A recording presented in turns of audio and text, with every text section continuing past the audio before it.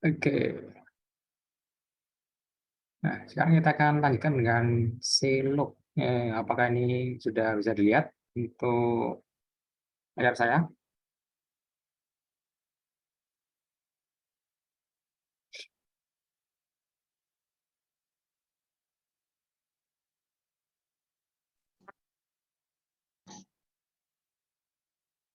Sudah kelihatan belum ini share screen saya? Kelihatan, Pak. Oke. Sudah, Pak. Kita lanjutkan ya. Tadi si scan seperti itu. Jadi dia akan scanning, gampangnya lah scanning satu arah. Dia akan scanning misalnya dari arah dari head paling dalam menuju luar, dia akan scanning. Lalu akan merespon di situ. Dan ketika dia balik dari ujung head paling luar ke ujung head paling dalam, dia tidak akan merespon. Lalu siluk ini seperti apa kerjanya? Nah, siluk ini prinsipnya hampir sama seperti scan, sama-sama scan ya. Tapi perbedaannya apa? Perbedaannya kalau Anda lihat, kalau scan ini sama persis seperti scan. Perbedaannya apa? Perbedaannya ini ya. Bahwasanya kalau siluk itu tidak akan ngapain? Tidak akan menuju ke head paling luar kalau tidak diminta. Jadi dia akan menuju ke head paling luar yang diminta oleh si request head-nya. Contoh ini yang paling luar ini 183. Maka dia akan stop di situ. Stop di sini. Lalu setelah itu dia akan kembali langsung menuju ke head yang paling minimal diminta yang belum terlayani. Kebetulan di sini yang paling diminta yang belum terlayani nomor 14 head-nya. Maka dia akan stop di situ. Lalu setelah itu dia akan bergerak maju lagi, keluar, melayani proses request head yang belum terlayani. Kebetulan yang ini ini 37. Nah itu. Jadi pergerakan head disk-nya seperti itu aja kalau siluk. Gitu ya. Jadi belum tentu untuk siluk ini dia akan menuju ke head paling luar, misal 195, ataupun menuju ke head paling dalam 0, itu belum tentu. Tergantung kondisi antrian request head yang ada pada saat itu. Nah, itu bedanya cuma itu aja. Kalau untuk si loop.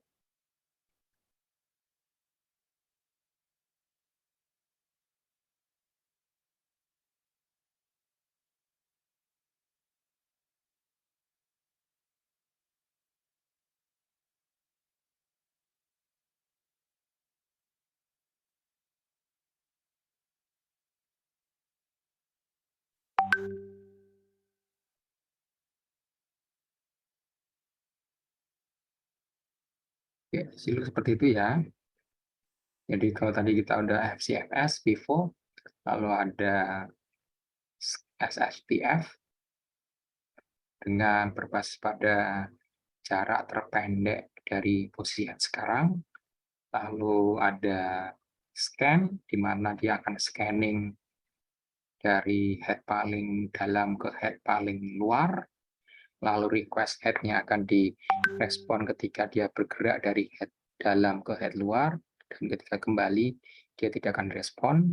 Lalu ada si scan yang dia akan tidak merespon ketika kembali dari posisi head paling luar ke paling dalam.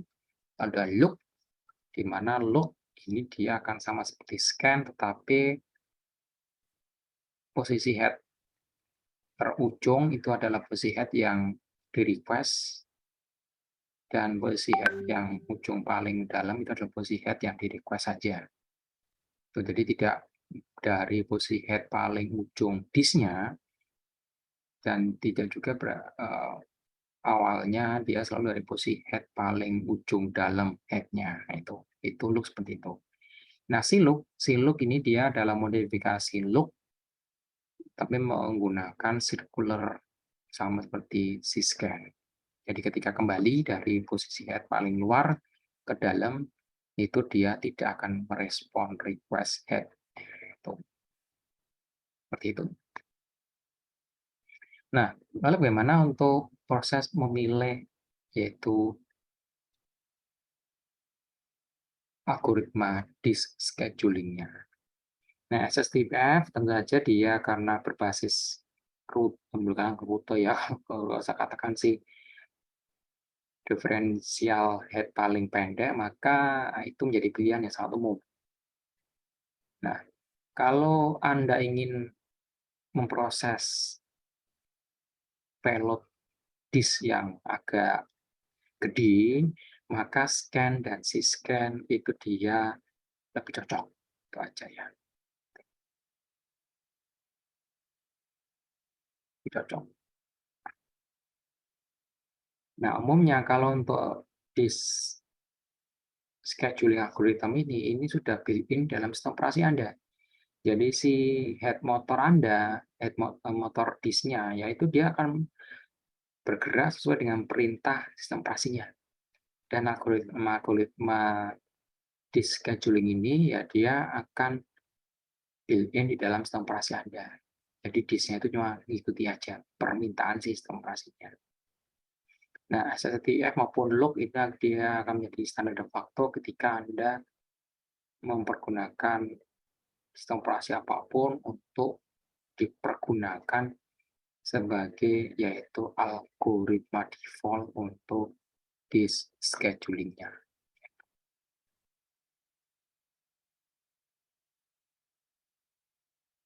Nah, itu disk scheduling yang sifatnya boleh katakan ya konvensional. Dari dulu seperti itu adanya iya. Nah, semakin banyak aplikasi yang beredar di pasaran juga dengan segala macam kebutuhan komputasinya, maka juga membutuhkan teknologi disk, manajemen disk yang makin bervariasi. Orang dulu nggak kebayang gimana caranya menyatukan secara fisikal banyak disk menjadi satu logical disk. Tapi kalau sekarang itu satu yang sifatnya sifatnya ya natural aja. Contoh yang paling gampang kita temui RAID. RAID itu adalah Redundant Array of Independent Disk. Nah, RAID ini memungkinkan Anda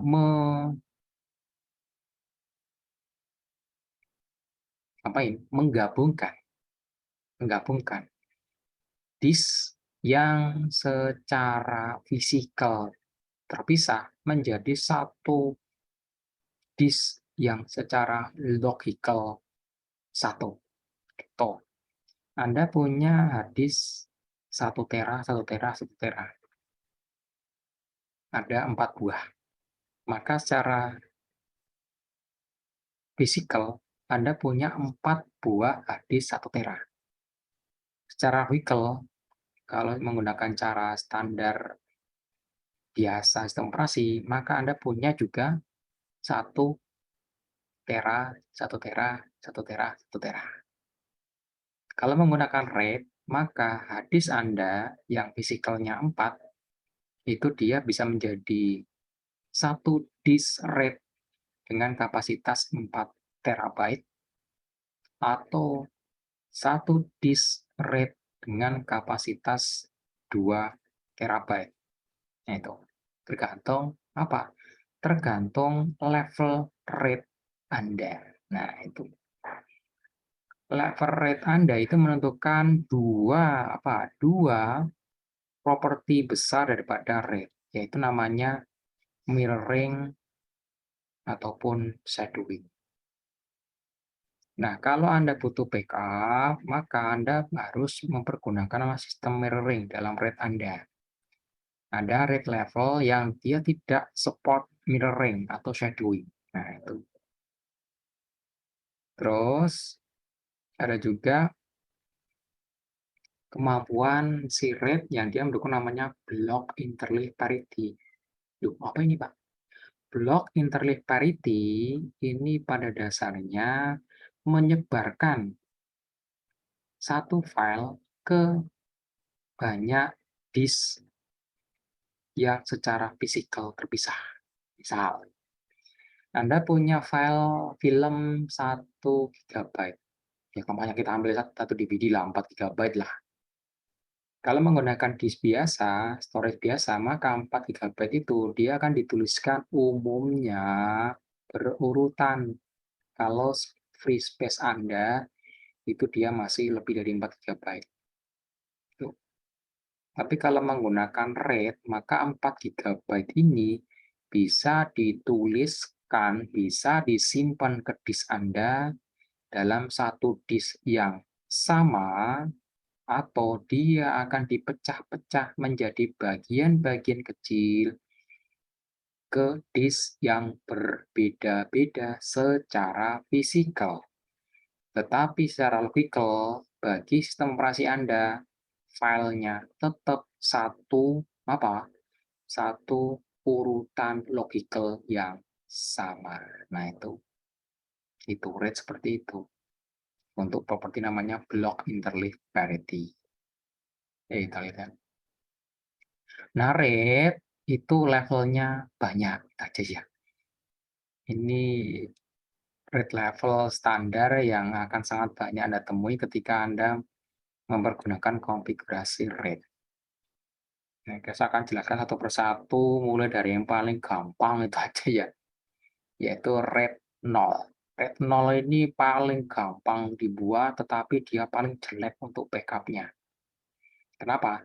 RAID 0 tidak ada redundannya, nggak ada backup-nya. Jadi kalau Anda punya 1 TB, 1 TB, 1 TB, 1 TB, 1 TB, maka Anda jadikan RAID 0 itu bagi sistem operasi Anda, itu Anda punya satu disk 4 TB.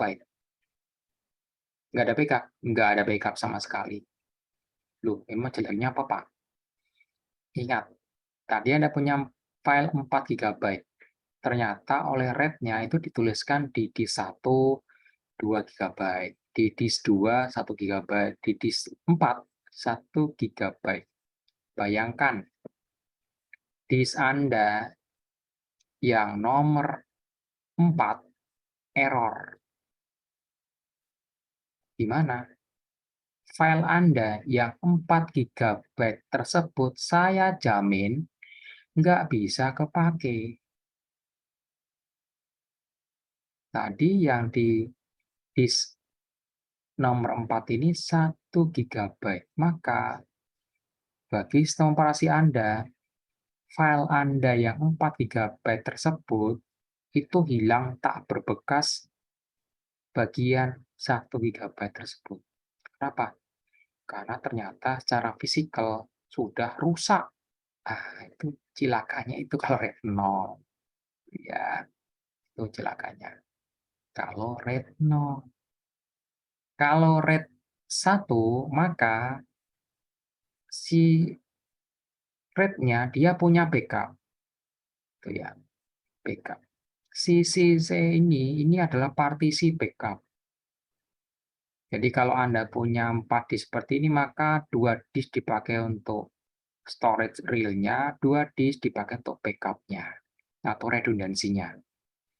Berarti kalau Anda punya 1 tera, 1 tera, 1 tera, maka Anda pakai RAID level 1 dengan kondisinya partisinya 50%, 50%, umumnya seperti itu ya, maka Anda akan punya disk 2 TB dengan kemampuan backup dan mirroring. Itu kalau RAID 1 itu umumnya dia akan seperti ini. Ya, 50% untuk storage real-nya, 50% untuk mirroring-nya. Jadi Anda nulisin file di bagian 1, dia akan di-mirror di sini, otomatis. Efeknya apa, Pak? Efeknya lebih lambat. Kalau RAID 0 sangat cepat. Efeknya apa? Sangat cepat, tetapi nggak ada backup. Anda tujuan pakai RAID itu agar ada backup. Tetapi kalau Anda pakai RAID 0, itu tidak menjadikan tujuan tersebut tercapai dengan optimal. Sehingga praktis keuntungan RAID nggak ada lagi. Itu aja. Mulai RAID 1, 2, 3, 4, 5, sampai 6, itu dia aslinya adalah level RAID yang asli. RAID 0 itu bukan RAID ya, itu aja. Jadi kalau Anda punya sistem mau pakai RAID, jangan pakai RAID 0 kalau nggak terpaksa sama sekali. Itu aja. Minimal lah Anda pakai RAID 1. Oke. Kalau RAID 2 maka akan dilakukan mirroring. Tetapi bedanya dengan RAID 1, kalau RAID 1 yang di-mirror itu filenya.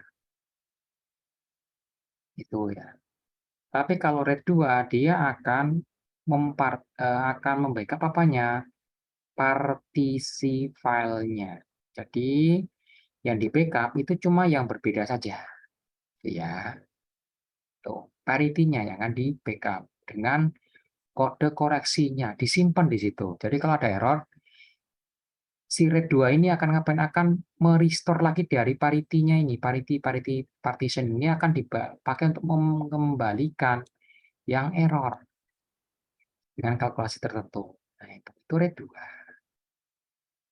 Itu ya. Sama seperti Anda punya RAM. RAM itu dia punya partition check-nya, parity check-nya ada. Kalau yang RAID 3, RAID 3 ini bit interleave parity.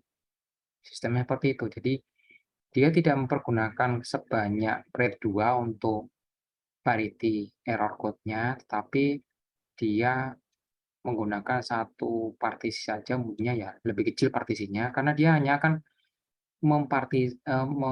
parity-nya level bit saja, bukan level file. Iya, jadi lebih hemat, lebih hemat.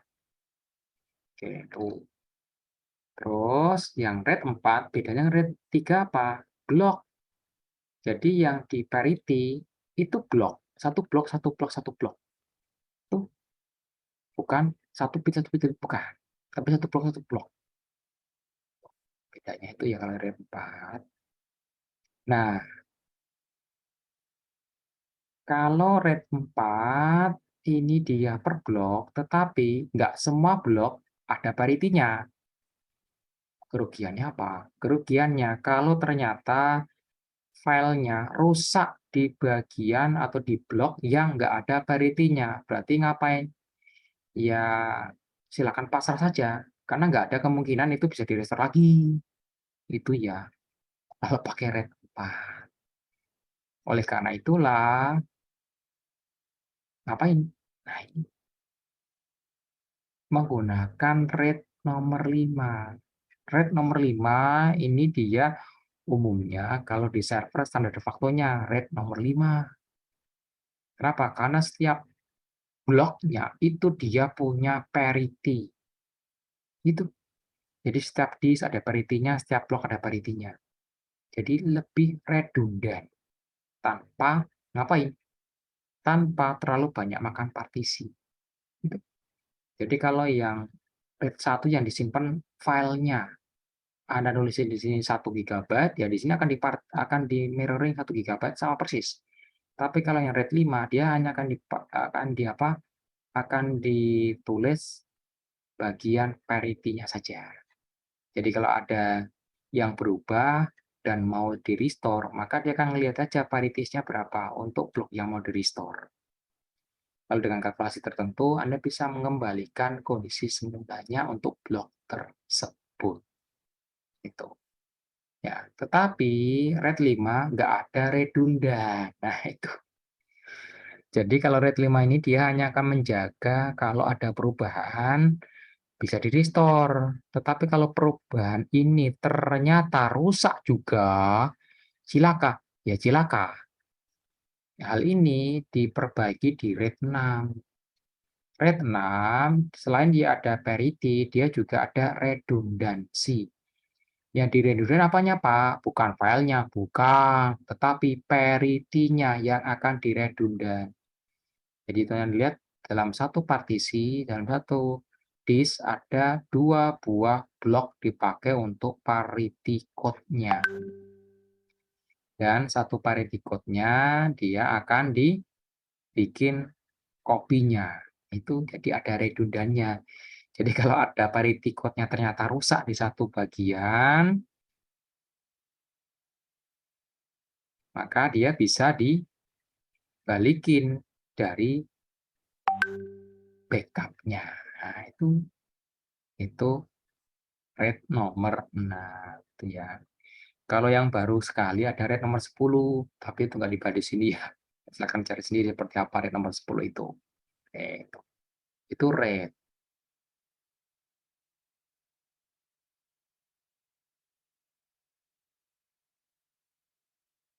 Nah, ini seperti ini ya, lebih detailnya ya. RAID 0, RAID 1, RAID level 2. RAID 0, Anda lihat itu, praktis nggak ada namanya backup. Jadi strip-stripnya itu nggak ada backup. Jadi kalau strip 6 rusak, ya rusak. Ya silakan nangis saja itu aja. Karena nggak ada kemungkinan, ngapain, nggak ada kemungkinan dikembaliin lagi. Nah itulah. Ya kalau RAID seperti itu sih. Jadi kalau Anda pakai RAID-nya level 0, ya konyol itu aja. Kalau RAID-nya level 1 masih mending. Kenapa? Karena Anda tulisi sesuatu di strip 0, maka di backup-nya itu akan ditulisi juga. Efeknya apa? Efeknya agak lama nulisnya. Itu, itu level 1. RAID level 2 tadi itu Anda pakai parity, tapi di setiap bitnya itu dia ada parity-nya. Ini level 3.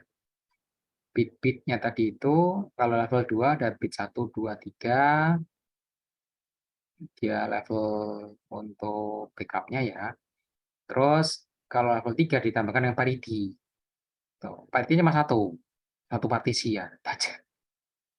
Jadi kalau parity-nya rusak ya udah, nggak bisa diapa-apain lagi. Tuh. Kalau level 4 maka parity-nya itu dia ada untuk ngapain? Untuk setiap strip-nya ini. Nah, itu.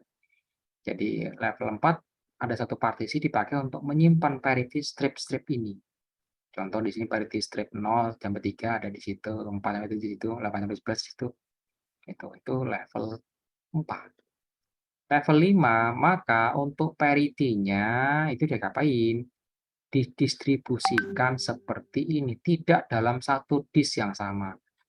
Tujuannya untuk ngapain? Tujuannya menghindari kegagalan physical disk-nya. Bayangkan Anda punya partisi di sini, disk-nya rusak. Ngapain Anda? Ya nangis saja di sini. Mana? Ya nangis ini, nangis. Itu rusak, Anda nggak bisa merestore strip-nya kalau ada error. Nah, itu ya, itu. Yaitu RAID level 4. Tapi kalau RAID level 5, kalau ternyata ini rusak, maka ngapain? Maka Anda tidak bisa merestore yang partisi 0, ya itu partisi 0 sama 3. Ini kalau ini rusak, nggak bisa nggak bisa di-restore. Tapi kalau yang 4, 5, 6, 7 rusak, misalnya ini rusak ya, bisa di-store dari parity-nya ini. Nah itu, ya, itu RAID level 5. Nah kalau level 6 dan level 7 itu adalah kombinasi antara parity dan redundancy. Nah itu. Kalau level 7 ya dia adalah heterogen disk array. Oke. Hmm.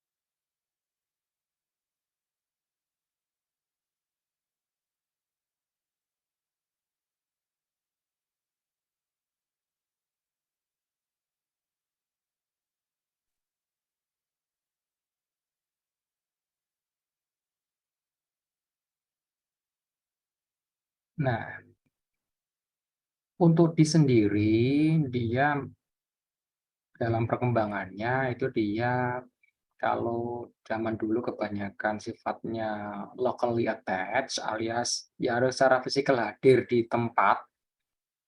Contoh itu RAID tadi itu. RAID tadi itu mengharuskan Anda punya disknya secara fisikal ada di RAID controller-nya. Ya, itu namanya apa? Namanya host attached. Jadi si disk Anda itu harus ada di host-nya, harus nongol tuh aja disknya. Dan ada juga yang sifatnya network attached, alias apa? Alias disknya tidak ada hadir secara fisikal. Jadi Anda nggak ngelihat disknya, tapi Anda bisa pakai. Contoh apa? Google Drive, Dropbox, lalu ada OneDrive, Terabox, dan semacamnya. Itu dia sifatnya network attached disk. Anda nggak tahu storage Anda di mana, nggak ngelihat juga disknya, tapi bisa pakai storage-nya, gitu ya. Itu sekarang seperti itu perkembangannya. Sehingga muncullah banyak sekali namanya ada cloud service, ada disk cloud service, bermacam-macam. Ya, itu adalah perkembangan dari namanya manajemen disk. Kalau zaman dulu semuanya host base, sekarang ya network base saja ya. Oke.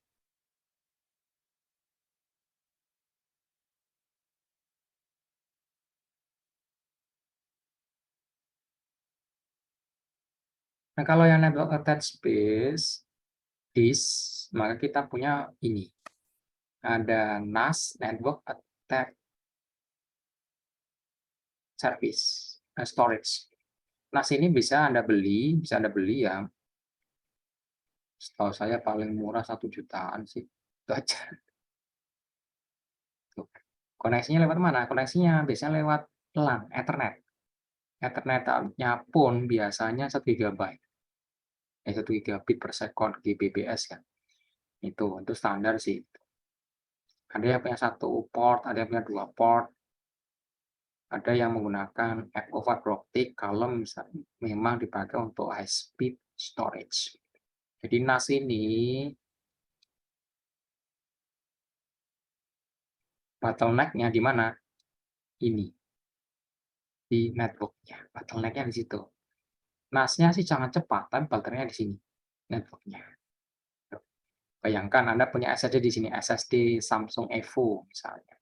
Itu nulisnya bisa sampai 500-an megabyte per second, bukan megabit ya, tapi megabyte.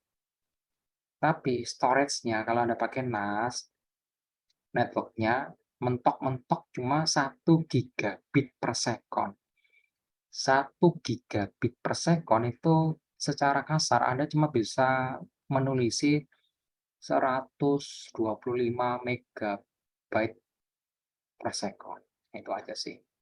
Ya, oke. Jadi baterainya di sini kalau NAS. Tuh. Nah, umumnya kalau RAID dia menggunakan seperti ini, SAN, Storage Attached Network. Itu aja. Ya, ini juga sama sih. Dia baterainya juga di controller-nya tadi, di communication-nya ini. Dan umumnya kalau untuk yang basisnya SAN ini, dia dipakai untuk data center. Data center kalau Anda tahu ya, itu menggunakan standar de facto-nya fiber optik minimal 10 gigabit per second, minimal itu aja. 10 gigabit per second tapi banyak lane, jadi ya khusus saja. Ini menggunakan SAN. Ini seperti itu. Jadi yang saya lingkari ini biasanya ada dalam sebuah data center. Data center lengkap pasti ada ini. Ada SAN, ada RAID, ada data server, ada tab library, untuk backup biasanya archive. Lalu ada server-servernya dipakai untuk koneksi ke klien-kliennya lewat koneksi luarnya. Nah itu, ya sekarang seperti itu.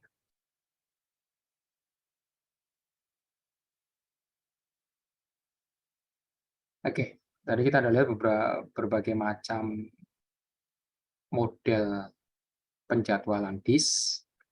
Ada yang optimal, ada yang standar, ada yang adil, ada yang enggak. Itu aja, enggak semuanya bisa memenuhi goal daripada setiap aplikasi. Ya enggak ada namanya satu algoritma bisa menghandle semuanya, enggak. Semuanya sifatnya dinamis, itu aja. Itu adalah urusan sistem operasi Anda untuk mengoptimalkan kinerja daripada disk Anda. Tadi kita udah lihat juga prinsip dasar RAID seperti apa. RAID ini sangat umum Anda temui di server-server kelas enterprise, mulai dari level RAID 0, 1, 2, 3, 4, 5, 6, 7, sampai yang paling baru setahu saya RAID 10. Dan silakan digali lebih dalam bagaimana RAID 10 itu. Lalu di data center umumnya mereka menggunakan NAS untuk low levelnya, ada juga yang untuk high speed-nya butuh menggunakan SAN. Itu pakai sebagai mekanisme untuk attaching storage disk ke network sehingga bisa lebih luas untuk akses storage-nya. Nah, itu adalah perkembangan terbaru, terkini, yang sangat banyak Anda temui di storage sistem PC modern lengkap dengan sistem operasinya. Dan semuanya ini NAS, SAN, RAID ini secara software juga harus di-support. Yang ngurus apa sih? Sistem operasinya. Nah, itu ya. Oke, nah saya rasa itu aja untuk pertemuan kita pada malam hari ini, bahas namanya disk management untuk sistem operasi, lengkap dengan berbagai macam sampelnya. Nanti kalau ada yang kurang jelas, silakan ditanyakan di WA grup yang sudah Anda ikuti. Nanti untuk rekamannya akan saya upload ke YouTube untuk nanti bisa Anda lihat lebih detail lagi untuk Anda ulang-ulang materinya. Oke, saya rasa itu aja. Terima kasih atas perhatian dan kerjasamanya. Kita berjumpa lagi di pertemuan selanjutnya. Harapannya bisa jumpa offline, itu aja ya untuk di pertemuan-pertemuan selanjutnya. Oke, saya itu aja. Terima kasih dan selamat malam. Selamat bermalam minggu bagi Anda yang bermalam minggu. Bagi yang enggak ya silakan di rumah aja ya. Oke, itu boleh. Oke, terima kasih dan selamat malam. Sampai jumpa. Mari. Malam Pak, makasih Pak. Mari, mari, mari. Terima kasih. Yuk.